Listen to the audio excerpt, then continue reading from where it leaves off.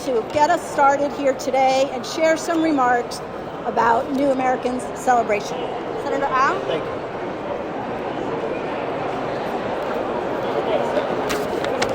Thank you so much, Darlene, and thank you everyone for being here today. Good morning. What an exciting day and what a deep honor it is to be able to be here to share it with you all. Today we welcome new faces to our big American family. You hail from all across the globe, raised in different cultures, observing different faiths, speaking different languages, and many overcoming incredible hardship, leaving behind everything you knew for the hope of a future that you dared to imagine. From all over the world, you came here to the United States of America. From all over the world, you chose to build your new lives here with us in Georgia. How blessed we are to have you, and how lucky I feel that you chose us. In thinking about this event, I want to consider one seemingly straightforward question, which is, what does it mean to be an American?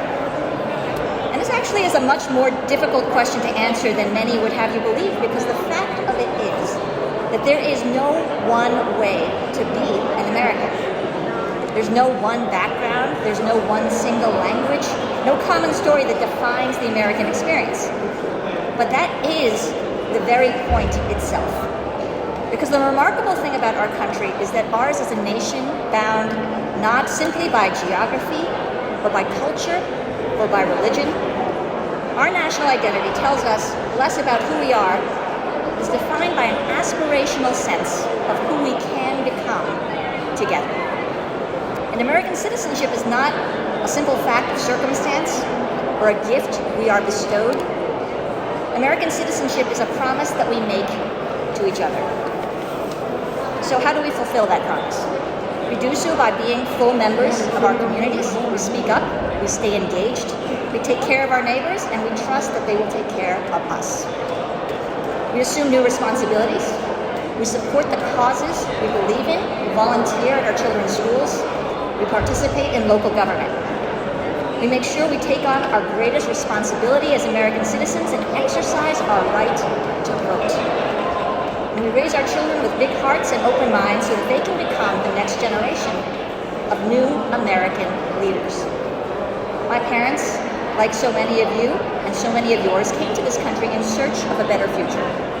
Just one generation later, because they did, I have the honor of serving my community as a member of the Georgia State Senate. My sisters and I are my parents' American dream. And only in a country like this could that dream have surpassed their wildest imagination. But that too is the point. The greatness of the American dream is in the dreaming itself. And it's in that sense of the unlimited, the audacity to not let your future be bound by your history, but defined by the yet unseen horizon of what we might yet achieve and the future that we might build with each other. Thank you so much. Congratulations to all our new Americans. Welcome to everyone. Thank you, Senator. Thank you. Welcome, everyone, to our 9th New American celebration of the Coalition Refugee Service of Georgia. My name is Yonas Abraha. I'm the Executive Officer for the Eritrean American Community and a co-chair for the CRSA. Might as well mention I came as a refugee settled by one of these professional settlement agencies in Georgia. Shout out to Catholic Charities. The Coalition of Refugee Service Agency is a group of 21 nonprofit organizations that serve refugee and immigrant communities. CRSA members organize work hand in hand with the state of Georgia to welcome our neighbors and to help them integrate and thrive in their new Georgia communities. New Americans bring skills, talents to Georgia from countries across the world, from Mexico to Myanmar, from Eritrea to Afghanistan. Today, 1 in 10 Georgians are foreign born, so are 1 in 7 Georgian workers, 1 in 5 doctors, and 1 in 5 small business owners. During the New American celebration, we gathered to recognize this and many other contributions that these new Americans make to our state. In the past, CRSA has filled this halls with hundreds of Georgians, new and old alike Americans, to talk with the lawmakers to share the issue that matter most to them. For many, it is their first experience with American democracy, and it shows our country at its best. Today, we are live streaming the event so that our supporters can watch from their home or from watch party that have been held at the same time at different areas. So welcome to our 9th New American celebration. Let me turn it over to my co-chair, Darlene Lynch.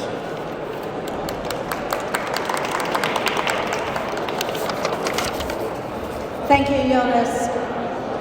I'm Darlene Lynch, co-chair of the Coalition of Refugee Service Agencies, and I want to start by acknowledging Senator Kim Jackson and Representative Casey Carpenter for the New Americans resolutions that they introduced this week, acknowledging, quote, the manifold contributions of Georgia's refugees and immigrants to our state.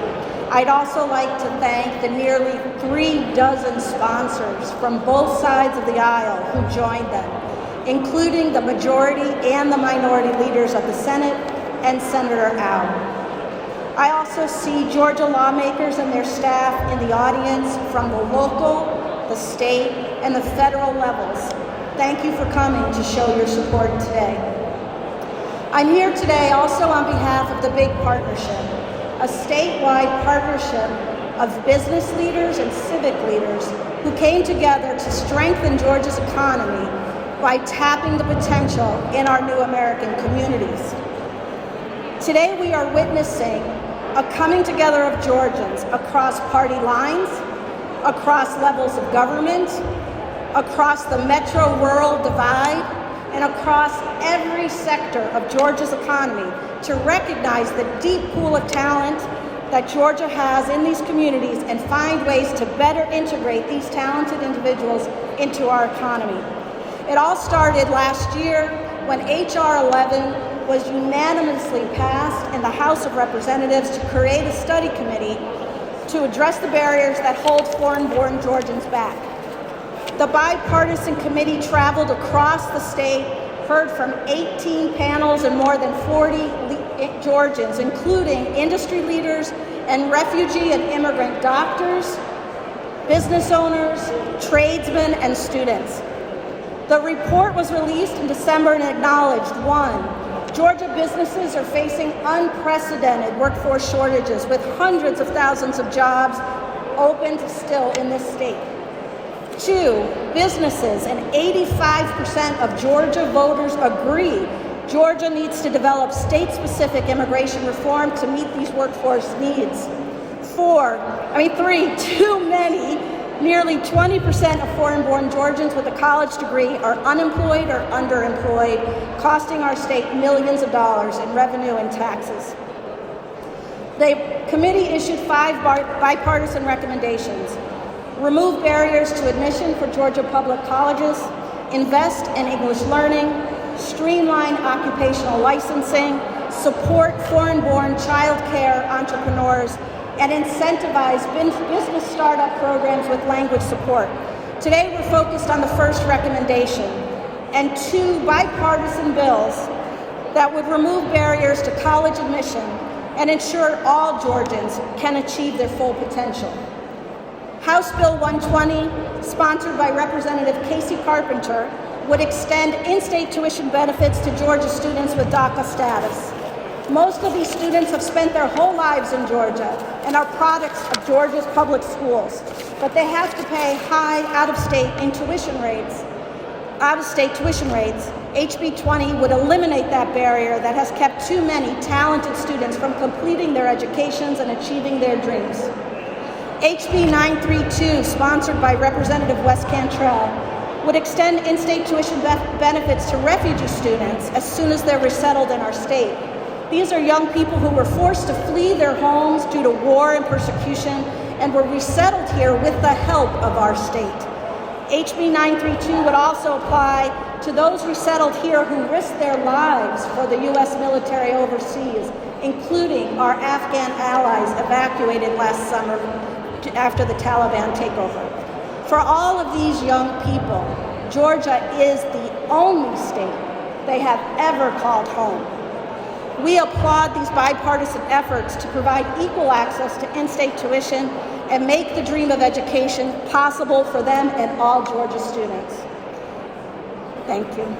You will now hear from members of Georgia's communities impacted by these bills, and it's my pleasure to introduce our first speaker, Yehimi Cambrón. Yehimi is a national recognized artist from Georgia and a DACA recipient whose art focuses on the immigrant experience. She is a full-time artist, professor, and a national public speaker.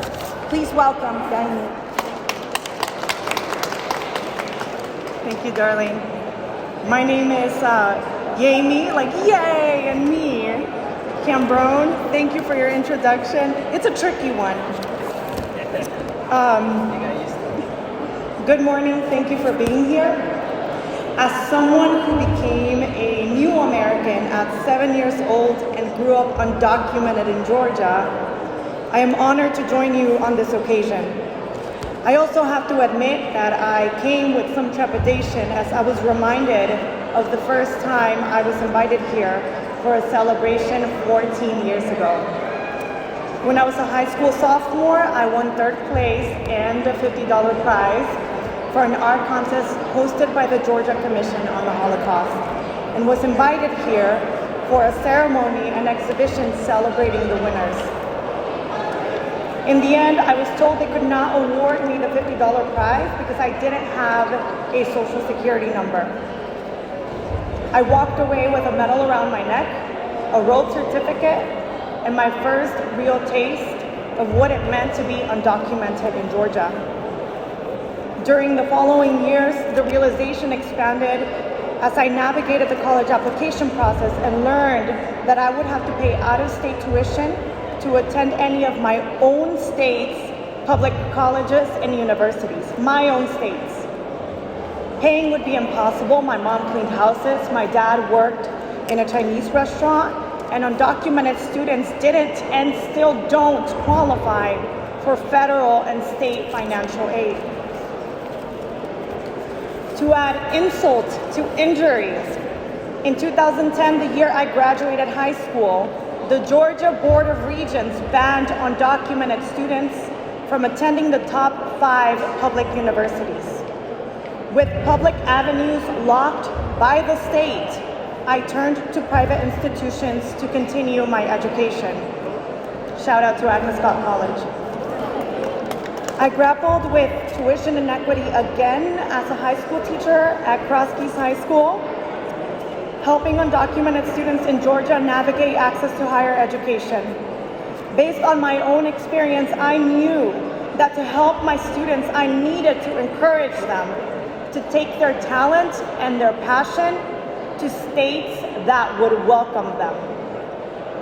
Many of them earned full scholarships and left. Today, I am considering leaving Georgia myself as I prepare to pursue a Master of Fine Arts. Georgia's discriminatory policies make it impossible for me to continue thriving as an artist in the way I want to. I have been fighting for equity and access to higher education for all of Georgia's children since the first time I was here at the Capitol at 16 years old. Today, I urge our state's leaders to pass HB 120, the Georgia Resident and State Tuition Act, and to express my gratitude for the growing bipartisan support. There was a time when it was considered acceptable for Georgia institutions to discriminate against students because of who they were. The future of Georgia demands that we prevent these types of discriminatory policies from continuing any longer. Thank you.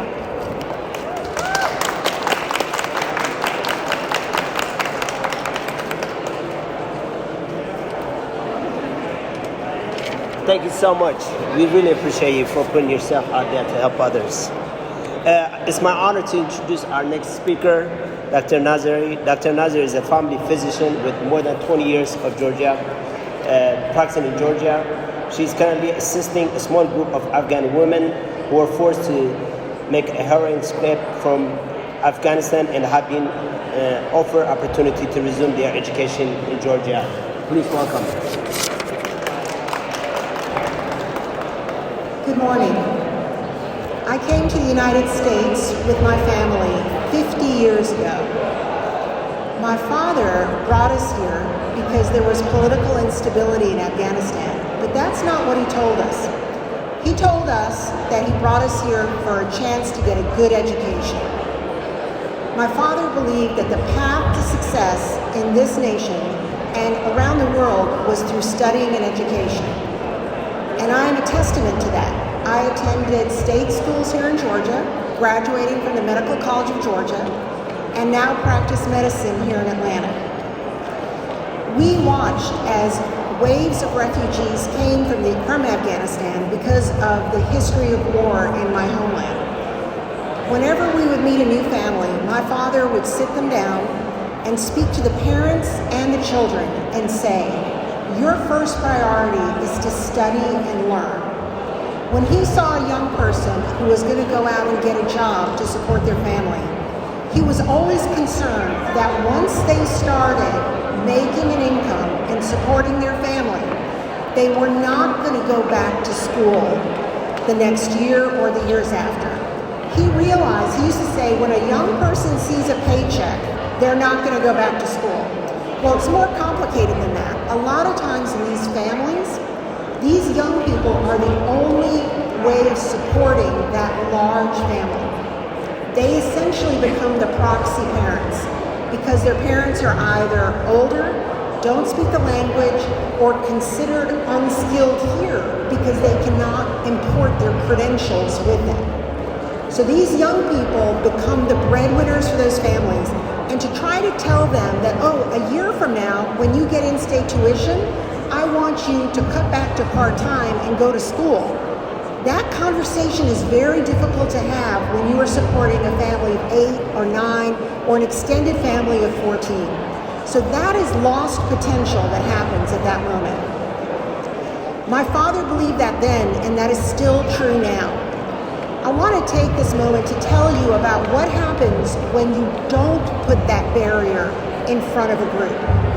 So I've been privileged to be part of a program that Georgia State University is offering to 6 young Afghan women who escaped Afghanistan at the 11th hour. They were enrolled in the Asian University for Women, and they made it out and were at a base in Wisconsin for 3 months. Georgia State and other folks here worked really hard to get them to Atlanta, and they are now enrolled at Georgia State University learning English. They have been able to hit the ground running because they did not experience some of the barriers that other refugees will.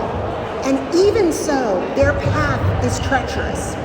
If you talk to them, they will tell you how every time they hear a siren going by, going to Grady Hospital, they have a flashback that they are in Afghanistan and a bomb has gone off. One of them told me that she goes on social media to see what's happening in Afghanistan. I told her, don't do that, don't look. She said the only way she knows her brother has not been captured by the Taliban is by seeing that he is online. He is currently being hunted by the Taliban. Now imagine if we put additional barriers in front of this young woman when she's already struggling with so much. So I'm here to say that I and others here are an example of what the potential is in this state if we reduce barriers to education. We will stay and we will serve the state and the residents of this state. Thank you.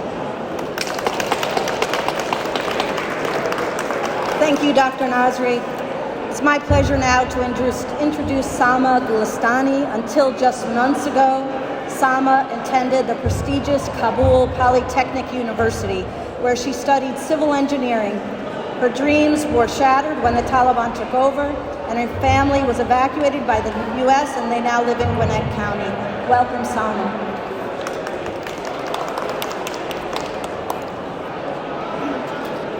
Hi, my name is Salma Gulistani. I'm 20 years old. I'm from Afghanistan and I arrived in the United States 3 months ago. As many of you know, life in Afghanistan became dangerous in August of 2021 when the Taliban took over. Before the Taliban took over, I was studying civil engineering at Kabul Polytechnic University. Getting into my university was very difficult. It took me 2 years to gain admissions. I remember studying for the exams day and night for over 2 years. When the Taliban took over Kabul, I knew what that meant for me, my education, future, and family. The entire country of Afghanistan was in shock, and everyone was in tears. Everyone knew that there would be fighting, there would be violence, and there wouldn't be any war. Girls and women were sadly unable to continue our education or work. Today, this is still true. When my sister and I learned that we would be leaving, my books and notebooks filled over 4 large bags. It was with the heaviest heart that I packed up the memories of my studies, friends, and family, and my country.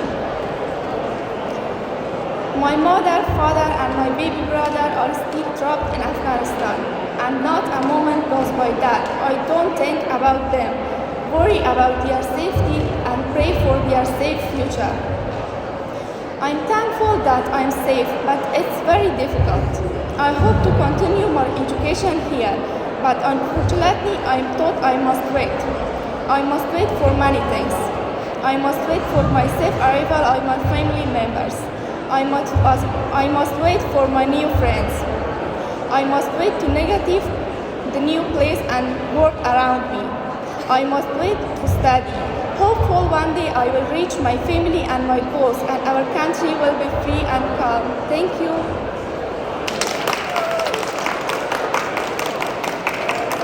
Thank you so much. Georgia is lucky to have you. Thank you. Our next speaker is Chris Purdy. Purdy is the Director of Veterans of American Ideals, a non-partisan group of veterans who share the belief that America is strongest when its policy matches its ideals. Chris, his organization also deals with pushing people with honoring commitment, duty, and country. Chris did 8 years tour. Please welcome. Thank you. Oh, can y'all hear me? Is this good? How's my beard? It's looking, I brushed it this morning. Thank you all for having me. My name's Chris Purdy. I served 8 years in the U.S. Army, and I'm currently the Director for Vets for American Ideals at Human Rights First. I wanted to start off by saying that over the last 6 months since the fall of Kabul, a quiet army of veterans here in Georgia have been working hard to continue to rescue Afghans who have been left behind at the mercy of the Taliban. These folks have spent late nights on their phones, in their beds, at their kitchen tables, in their offices, working hard to honor a promise that every service member has ingrained in them to their very core, and that is to leave no one behind. Since then, we've continued to help the U.S. government at the national level to resettle thousands of Afghan allies, including almost 2,000 here in Georgia. Many of these Afghans fought alongside us in conflict, and we owe them our lives. They did not wish to flee their country. They were abandoned, and they would rather be at home, making their country a better place than a refugee here in Georgia. But that did not happen. Instead, our friends and our allies were forced to leave their homeland through no fault of their own, because they believed in America. They believed that America was a friend of democracy and freedom, a friend to those who believe in democracy and freedom. And they also know that America honors this promise, and we gave them a promise that we would protect them. It's time for us to honor that promise. Bills like HB 932 are one way to do that, allowing our Afghan allies who have resettled here in Georgia to access public education in a way that they wouldn't otherwise have been able to shows our enduring commitment as a nation and as a state to the ideals that our service members fought for overseas. Education is a lifeline. It's a pathway to a better life. It's an opportunity to lift people up and give them the skills that they need to thrive, to start businesses, to be full members of society. We owe this to our allies. It is our sincere hope that the Georgia Assembly and Senate passes this bill, and frankly many others like it, because if we don't, if we pull back that helping hand that has been offered to them by veterans like me, then we will have lost so much more than we have already. We will have lost our honor. Thank you.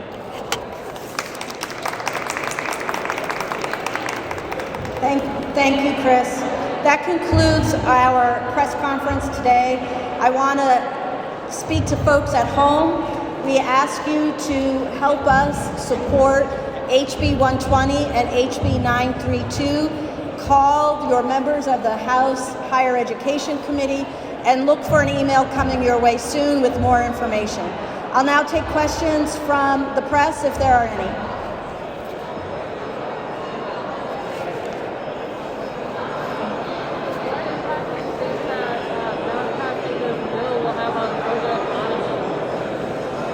Yes, so we know the figures. We know that if we do not pass these bills that allow talented youth to develop their skills and contribute to Georgia, we're losing millions and millions of dollars, right? We already know that. We know that brain waste in Georgia has cost us $900 million in state revenue.